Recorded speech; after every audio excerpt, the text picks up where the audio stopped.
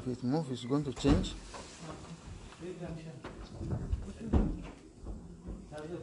بسم الله الرحمن الرحيم وصلى الله على سيدنا محمد وعلى آله حق قدره ومقداره العظيم. قال المؤلف رحمة الله عليه: فصل: للصلاة نور عظيم تشرق به قلوب المصلين. Prayer has an immense light that causes the hearts of those who pray to radiate. وَلَا يَنَالُهُ إِلَّا الْخَاشِعُونَ. None will attain it except to those who are fearful in their prayer. He gave us some of the rulings on the prayer, the outward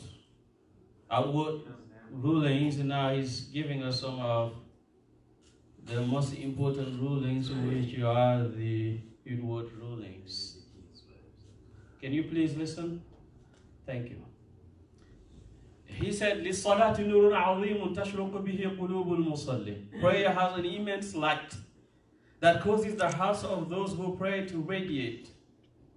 وَلَا يَنَالُهُ إِلَّا الْخَاشِعُونَ. But none will attain this light except those who are fearful in their prayer, who have the khushu'. قَدْ أَفْلَحَ الْمُؤْمِنُونَ الَّذِينَ هُمْ فِي صَلَاتِهِمْ خَاشِعُونَ. Only those who have khushu' in their prayer will be the successful people according to Allah in Surah Al-Mu'minun. May Allah wa ta'ala grant us khushu'. Then he's giving us some tips. He said, فَإِذَا أَتَيْتَ إِلَى الصَّلَاةِ فَفَرِّغْ قَلْبَكَ مِنَ الدُّنْيَا وَمَا فِيهَا. So if you come to the prayer, empty your heart of the dunya and what it contains. If you have any dunya problems, any worries, know that you're going to stand before the one who created dunya and the worries, who created you, and whatever goal or problem you may have. Wallahu khalaqakum wa ma ta'malun. Ismail, everything is all right? Yes. واشتغل بمراقبة مولاك الذي تصلي لوجهه. Preoccupy yourself with your Lord, the one to whom you are praying. Meaning, take dunya out of your brain and your heart and your mind. Preoccupy your full self, yourself with Allah tabaraka wa ta'ala. واعتقد أن الصلاة خشوع وتواضع لله سبحانه بالقيام والركوع والسجود. Believe that the prayer is submissiveness and humbleness to Allah through the standing, bowing, and prostration. These physical activities you do when you pray, they're not meant to be done as they are physically. When you make the ruku', you have the khushu' that no one deserves that I bow before them but Allah. So that humiliating position is only for Allah.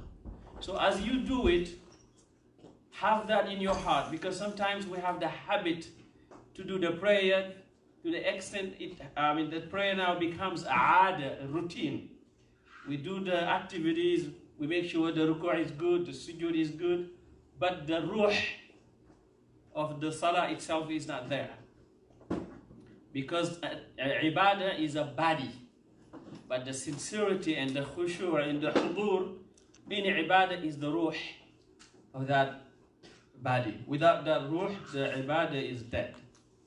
So he said, believe that the prayer is submissiveness, khushu', wa tawadu'un lillah, humbleness to Allah, bil qiyami, through the standing, wal ruku'i, bowing, and the was sujudi, and through the sujud, which is prostration. وَإِجْلَالٌ وَتَعْظِيمٌ لَهُ بِالتَّكْبِيرِ وَالتَّسْبِيحِ وَالذِّكْرِ. It is exaltation It is exaltation and glorification of Allah through the takbir, tasbih, and dhikr. When you are saying Subhana Rabbil Azim wa bihamdi, when you say Allahu Akbar, when you say Subhana Rabbil A'la, when you make the mention of Allah in the Salah, know that that is an exaltation, that is a means for you to have the presence of Allah's might and greatness in your heart. You are not just uttering these words with your tongue, but with your heart as well. Then he says, فَحَافِظْ عَلَى صَلَاتِكَ فَإِنَّهَا أَعْظَمُ الْعِبَادَاتِ. So protect your prayer, as it is the greatest act of worship. Because if the prayer is good, as the Prophet ﷺ says, everything else will be good. If the prayer is not good, nothing will be good.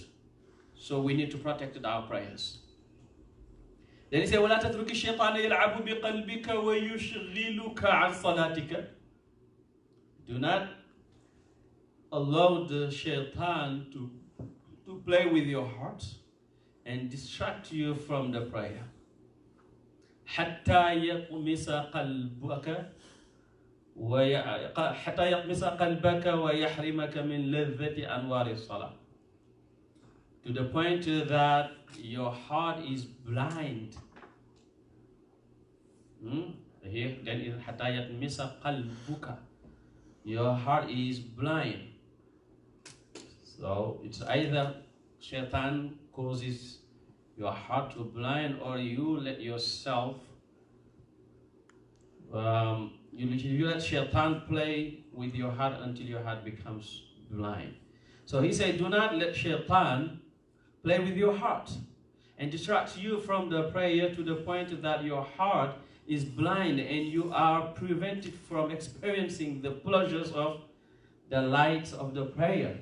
Because Prophet ﷺ says, وَجُعِلَتْ قُرَّةُ عَيْنِي فِي الصَّلَاةِ. The coolness of my eye is in prayer. So if we let Shaitan distract us and play with our heart, we are going to have a spiritual blindness. And when one is spiritually blind, one cannot see the light of Allah in the prayer. And if one cannot see the light of Allah in the prayer, one cannot get the pleasure of prayer, the ladha of prayer, the rest in prayer. As the Prophet ﷺ used to tell Bilal, "Arihna biha ya Bilal." Whenever things were not okay, the Prophet ﷺ say, "Let us get some rest with prayer, O Bilal." Call for prayer. Sometimes people, okay, let me pray Isha and go get some rest. The Prophet ﷺ, when he's tired, he goes get some rest in prayer. He does not go pray and then go get some rest. His rest was in prayer. But he says only those who have khushu' and only those who fight the presence of shaitan in their salah will test this sweetness of iman and khushu' and nur in prayer.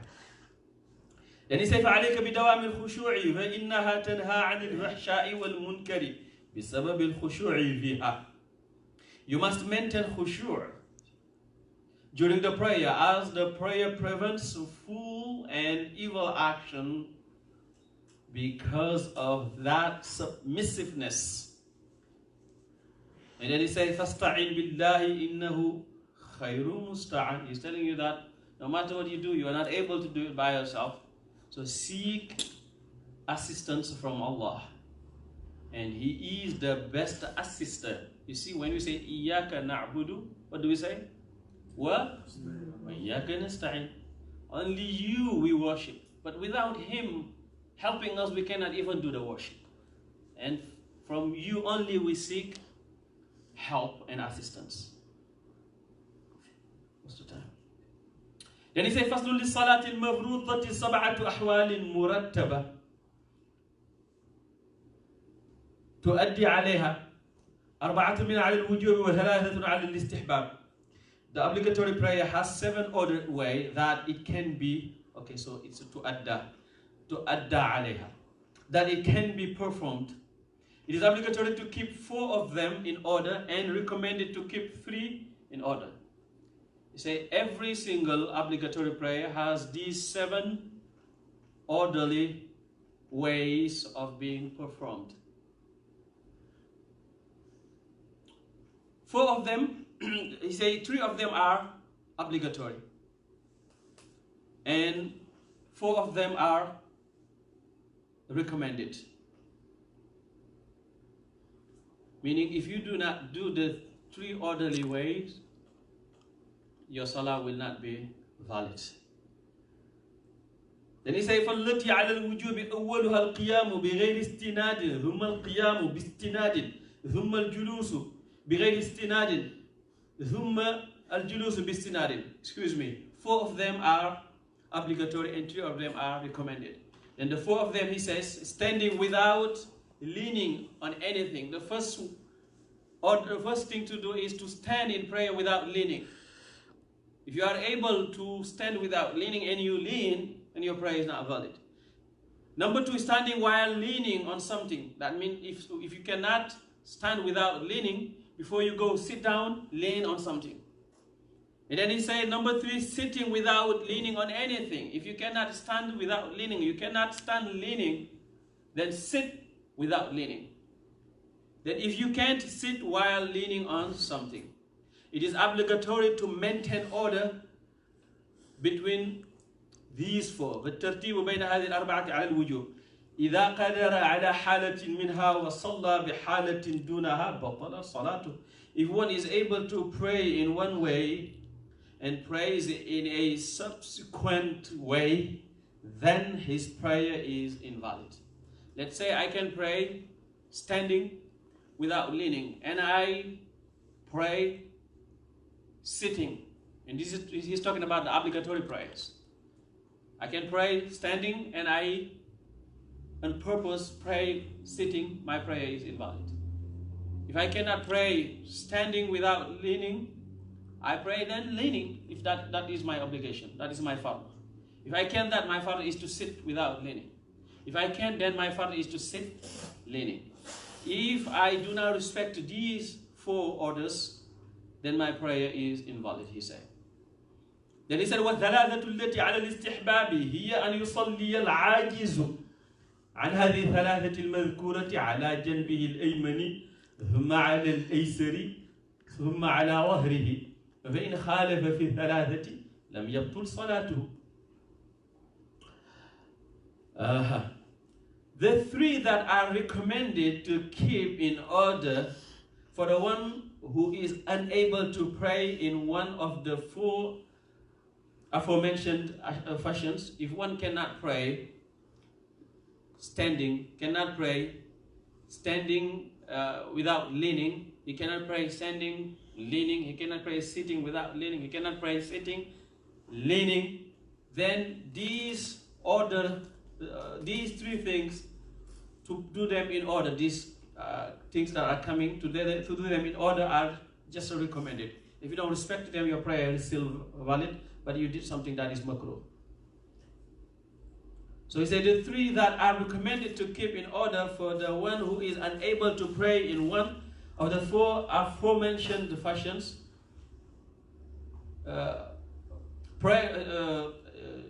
Fashions of prayers are to pray on the right side, meaning number 1 is to pray on your right side. If you have to, lie down when you pray, the first thing is that is recommended, pray on your right side. If you can't, then on your left side. If you can't, then on the back. But if you do not, if one does not maintain the order between these 3, his prayer is valid. Your prayer is still valid, but you did something that is makruh. Okay?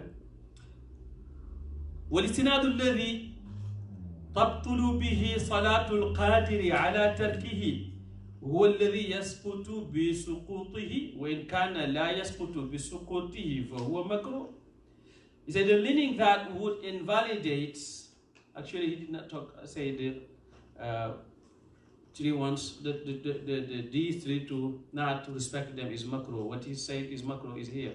He said, والاستناد الذي تبطل به صلاة القادر على تركه هو الذي يسقط بسقوطه وإن كان لا يسقط بسقوطه فهو مكروه. The leaning that would invalidate the prayer for the one who can do without it is that which would cause a person to fall. If that thing were to fall, if a person would not fall with the falling of what he was leaning on, then it is makruh. He says, meaning if you depend on what you are leaning on, and you are able to pray without leaning on, if you lean on something that if it falls, you will fall, that is the leaning that will nullify your prayer. If you don't depend on that fully, that means if it falls, you don't fall, you are just doing something that is disliked, but the prayer is not nullified. Then he said, وَأَمَّا النَّافِلَةُ فَيَجُوزُ لِلْقَادِرِ عَلَى الْقِيَامِ أَنْ يُصَلِّيَهَا جَالِسًا وَلَهُ نِصْفُ أَجْرِ الْقَائِمِ. As for the nafila prayer, it is permissible for the one who can stand to pray sitting down. But he gets only half of the reward of the one who stands. Just like Saif. Where is Saif? He left. So in nafila, if you can stand, you can choose to sit. But he say you are going to only have half of the reward of one standing. Then he said, وَيَجُوزُ أَنْ يَدْخُلَهَا جَالِسًا وَيَقُومَ بَعْدَ ذَلِكَ أو يدخلها قائما ويجلس بعد ذلك إلا أن يدخلها بنية القيام فيها فيمتنع جلوسه بعد ذلك. It is permissible to enter the prayer sitting and then stand thereafter, or to enter it standing and then to sit thereafter. Remember, he's talking about nafila, non-obligatory prayer. But if he entered the prayer with the intention to perform it standing, in which case it would be prohibited for him to sit afterwards. Meaning when I entered the nafila, my intention was to stand the entire nafila prayer, then I cannot sit afterwards. But if I didn't do any specific intention, then I can change my mind. That's what he's actually saying. نسأل الله تبارك وتعالى أن يتقبل منا ومنكم وصلى الله على سيدنا محمد على آله حق قدره ومقداره العظيم. آمين.